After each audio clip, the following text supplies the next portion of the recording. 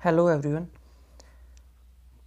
Next exercise है हमारी 3.5 cross multiplication method.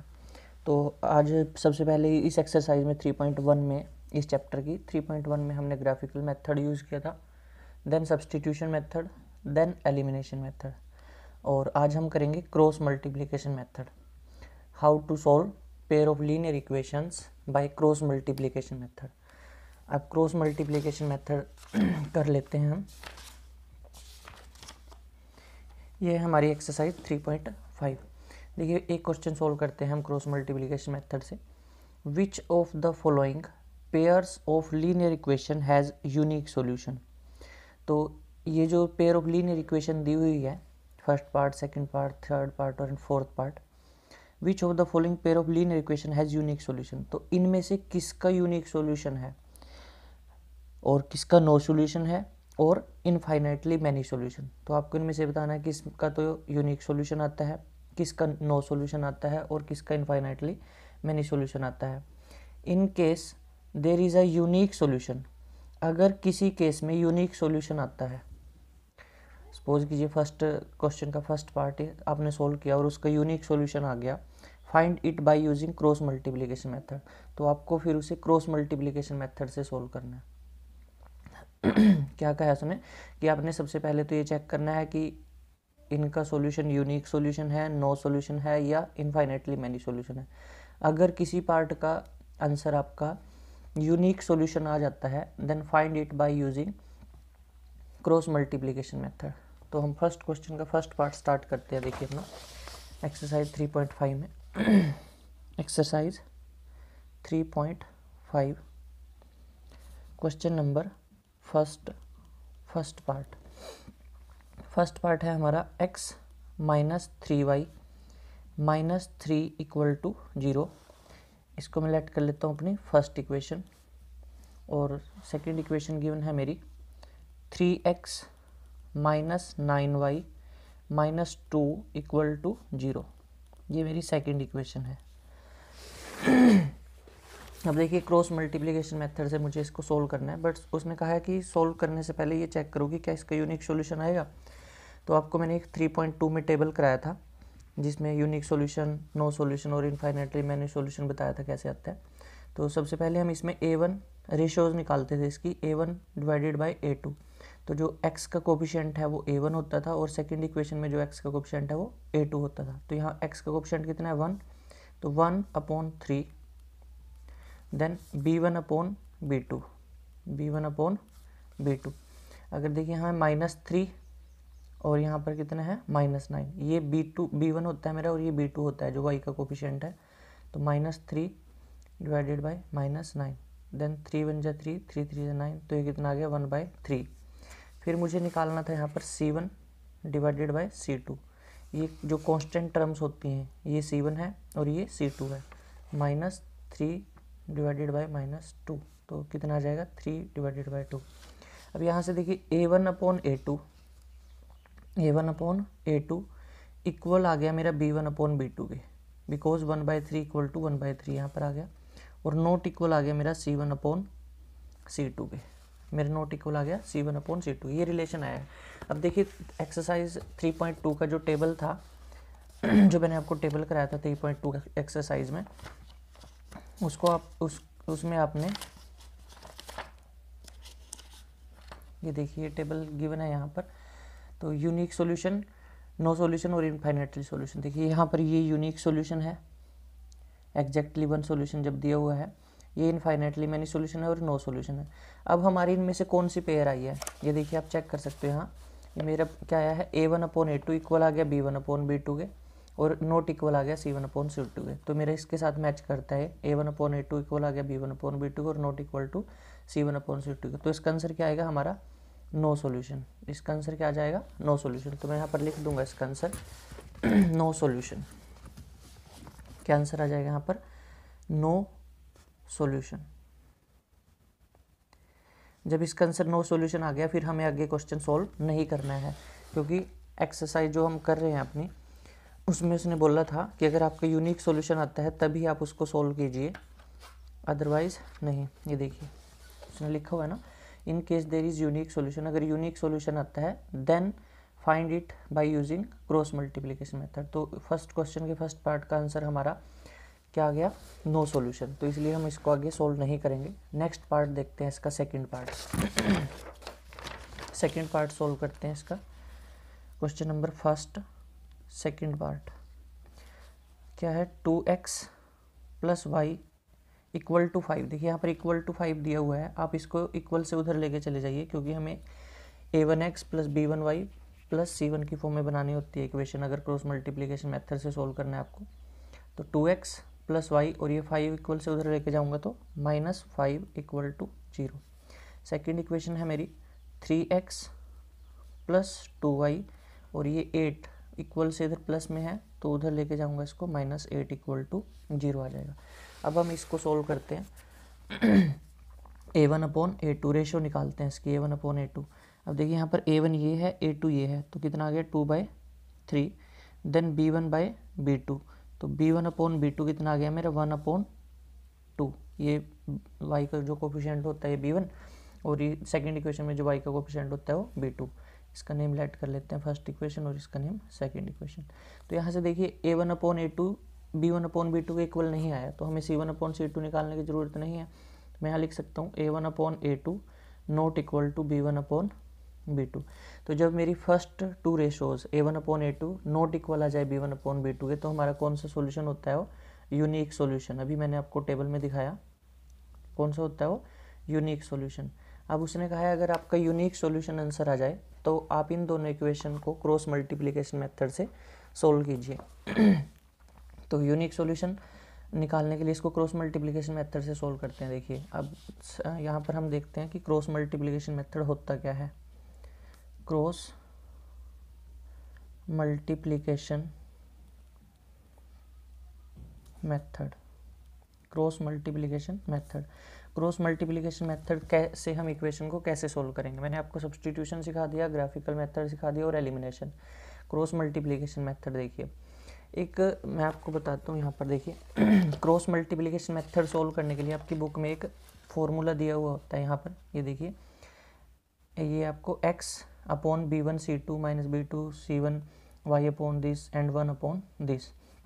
आप इसको ऐसे टेबल में बनाते हो, x लिखते हो, y लिखते हो, 1 लिखते हो, तो ये काफ़ी मुश्किल लगता है बच्चों को, इसको आप याद भी नहीं कर पाते और आपको इसे लर्न करना पड़ेगा इस फॉर्मूले को आपको, फिर आप क्रॉस मल्टीप्लिकेशन मेथड से सोल्व करोगे।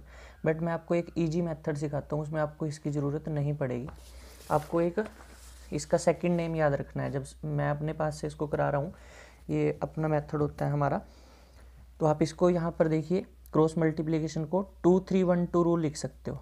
2-3-1-2 रूल आपको इसका बस अपने पास से एक, ये हमारी ट्रिक है एक, ये आपके मैथ्स में गिवन नहीं है, ये हमारी ट्रिक होती है इजी यूज़ करने के लिए क्रॉस मल्टीप्लिकेशन मेथड का। बुक से आप करोगे तो आपको काफ़ी डिफिकल्ट लगेगा।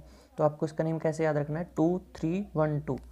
कैसे याद रखना है इसको, 2-3-1-2, 2-3-1-2 रूल याद रखना है आपने। अब देखिए यहाँ पर कैसे सोल्व करते हैं, मैं यहाँ पर लिख देता हूँ 2-3-1-2। मैंने यहाँ पर इसको ऐसे लिख लिया 2-3-1-2। आपको ऐसे याद रखना है इसको, 2-3-1-2 रूल। अब देखिए ये मैं यहाँ देखिए इक्वेशन दी हुई है, मैं इसको लिख लेता हूँ मैं 1।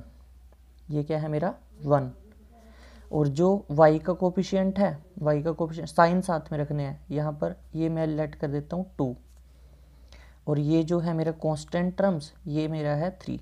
अब मुझे देखिए 2-3-1-2 में मुझे 1, 2 और 3 मिल गए ना, 1, 2 और 3। तो जब आपने यहाँ पर 2 लिखोगे आप, तो 2 देखिए यहाँ पर कौन सा है, ये वाला। तो कौन कौन सी है ये इसमें, 1 और 2, 1 एंड 2। तो आपने यहाँ पर लिख देना है 1 और ऐसे 2, डिवाइड में नहीं लिखना बट ऐसे लिखना है आपने 1, 2। अब 3 थर्ड नंबर पे देखिए कौन सी है, थर्ड नंबर पे, ये थर्ड नंबर है हमारा -5 -8। तो आपने यहाँ लिख देना है -5 -8। अब देखिए 1 कौन सा है ये, तो 1 पे क्या लिखना है आपने, 2 और 3 ऐसे। अब 2 फिर से 2 आ गया, तो 2 तो यही है हमारा 1 2 1 2। ये क्लियर हुआ, ये अच्छे से देख लेना कि इसका मैंने क्रॉस मल्टीप्लिकेशन को क्या बोला है, 2 3 1 2 रूल। तो 2 3 1 2, अब 2 3 1 2 आते कहाँ से हैं, देखिए जो x का कोफिशिएंट है उसको 1, जो y का कोफिशिएंट है उसको 2, और जो कांस्टेंट टर्म्स है उसको 3। बट याद रखना कि आपको जैसे यहाँ साइन जो दिए हुए हैं वो ये साथ में ही रखने हैं, इसलिए मैंने उनको सर्कल में करके दिखाया आपको। तो आप यहाँ पर लिख सकते हो, देखिए 2 की वैल्यू कितनी है, यहाँ से ये 2 है ना, इसकी वैल्यू 1 2, फिर 3 की वैल्यू -5 -8, एंड देन 1 की वैल्यू फिर 2 और 3, देन 2 की वैल्यू फिर से 1 एंड 2। तो ये रूल आपने याद रखना है। उसके बाद देखिए यहाँ क्या लिखना होता है, यहाँ पर आप लिखिए x equal to y and equal to 1। आपने ये याद रखना है, क्या लिखेंगे, x equal to y equal to 1, और इसके डिनोमिनेटर में क्या लिखना है, देखिए आपको पहले ये याद रखिए x, अगर यहाँ पर आपका एक्स वाई है तो आप एक्स वाई लिखोगे यहाँ पर। कई बार स्टेटमेंट में यहाँ ए बी दे दिया जाता है, या टी डब्ल्यू या कुछ और दे दीजिए, जो वेरिएबल हैं आपके, जैसे इसमें एक्स और वाई वेरिएबल है वो ही लिखने हैं आपने यहाँ।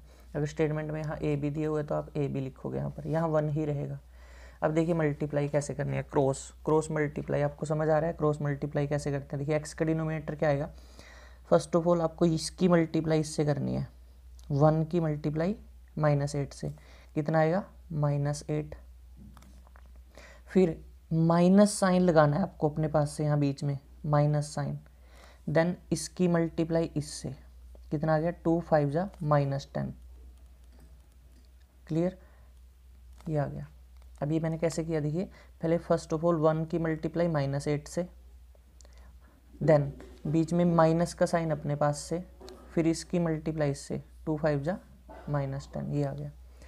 तो ऐसे आपको क्रॉस मल्टीप्लाई करिए, देखिए मैंने यहाँ से, फिर y के नीचे ऐसे ही बिल्कुल एज इट इज़, यहाँ से इसकी मल्टीप्लाई पहले इससे कीजिए, इसकी मल्टीप्लाई इससे कीजिए, -5 की मल्टीप्लाई 3 से करेंगे, -15 यहाँ लिख दीजिए, बीच में माइनस का साइन अपने पास से लिखना है, और फिर इसकी मल्टीप्लाई इससे, -8 मल्टीप्लाई 2 -16, तो यहाँ पर आ गया -16, फिर यहाँ पर 1, तो 1 के डिनोमिनेटर में क्या लिखना है, देखिए यहाँ से 2 2 जा 4, बीच में माइनस का साइन अपने पास से, और 3 1 जा 3, तो ये बच गया मेरा 2 3 1 2 रूल से। अब इसको आगे कैसे सोल्व करेंगे, देखिए x डिवाइडेड बाय, यहाँ देखिए कितना बचा है -8, अब ये माइनस और माइनस क्या हो जाएंगे यहाँ पर प्लस, तो यहाँ आ गया +10, ऐसे ही फिर यहाँ पर y के अपॉन में देखिए यहाँ कितना बचा -15, ये माइनस माइनस क्या हो गया +16 इक्वल टू 1/4 -3 1। यहाँ तक बिल्कुल क्लियर हो गया होगा आपको कि क्रॉस मल्टीप्लिकेशन मेथड को मैंने 2 3 1 2 रूल से कराया। ये 2 3 1 2 लिखना है, फिर हमेशा मल्टीप्लाई पहले ऐसे करनी है, इसकी मल्टीप्लाई इससे, बीच में माइनस का साइन अपने पास से, फिर इसकी मल्टीप्लाई इससे, फिर इसकी मल्टीप्लाई इससे, बीच में माइनस का साइन, फिर इसकी मल्टीप्लाई इससे y के नीचे, फिर 1 के नीचे क्या आएगा, इसकी मल्टीप्लाई इससे, बीच में माइनस का साइन, और इसकी मल्टीप्लाई इससे करिए।